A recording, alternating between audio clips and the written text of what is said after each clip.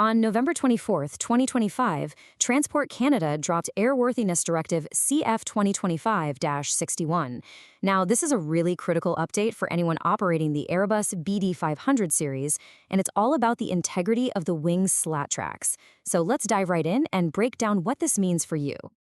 So this directive, it officially goes into effect on December 8th, 2025, and you should know it completely supersedes the old one, CF-2024-26.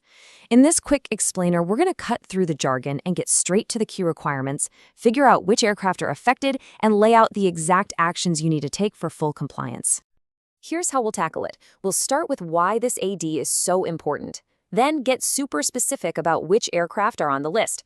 After that, we'll walk through the required maintenance, talk about the real-world impact on your schedule, and then wrap it all up with a clear summary and what to do next. Okay, first things first, let's get right to the heart of it.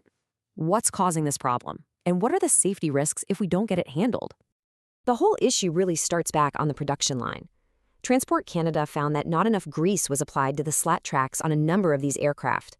And what happens with insufficient grease? Well, you get corrosion and you get excessive wear.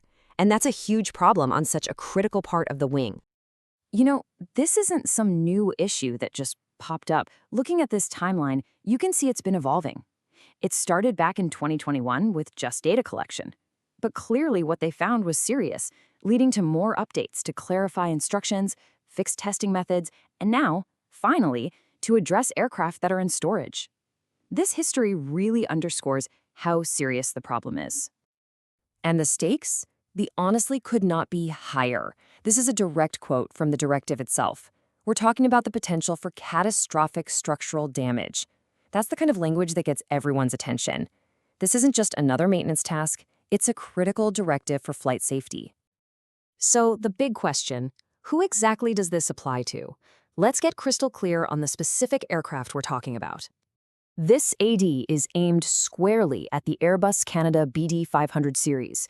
To be precise, we're talking about the Model 1A10, serial numbers 5001 and up, and the Model 1A11, serial numbers 55001 and up. If you've got these in your fleet, this AD is mandatory for you. No exceptions. Now, this next part is vital. The directive splits the fleet into two groups. Group A is for the newer planes, less than 2550 flight hours and less than a year in service. Group B is for any plane that has passed either one of those milestones. Knowing which group your aircraft falls into is absolutely crucial because it changes what you have to do and when. Okay, let's get down to brass tacks for the maintenance and engineering crews. This is the what you need to do right now part of our breakdown. This table makes it pretty clear.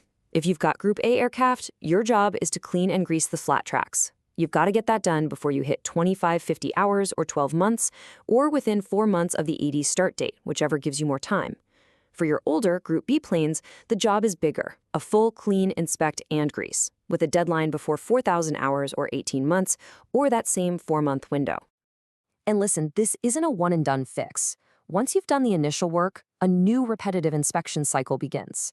Every 2550 hours or 12 months, whichever comes first, your teams need to do the whole 5-step process. Clean, inspect, fix anything you find before the next flight, and then re-grease everything.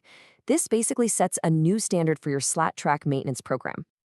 All right, let's talk about what this means for the planners and managers. How's this going to affect your operations? And can you get any credit for work you've already done? So there's some good news. If you are compliant with the last directive, CF-2024-26, that work counts. But, and this is a big but, there's a catch. If your last inspection was done more than 8 months before this new AD becomes effective, the clock is already ticking. Your next one is due within 850 flight hours or 4 months, so you absolutely have to pull those records and check the dates. One of the most important updates in this version is that it finally addresses planes in storage or on a low utilization maintenance program. This gives a lot more clarity for those special cases, making sure no aircraft gets missed, no matter its operational status. All right, let's wrap this all up. We'll go over the most important takeaways and the immediate steps your organization needs to take. So here's your action plan boiled down. 1. Figure out which of your planes are Group A and which are Group B. 2. Get these inspections on the schedule right away. 3. Make sure your teams are using the correct service bulletin. It has to be issue 003 or a later one. And 4, dig into your maintenance records to see what credits you can claim, but pay close attention to that recency rule.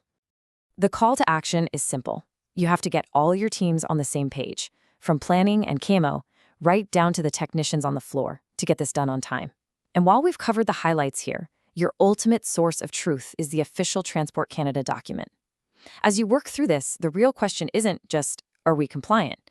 It's, how can we use this to build a smarter, more predictive maintenance strategy for the future?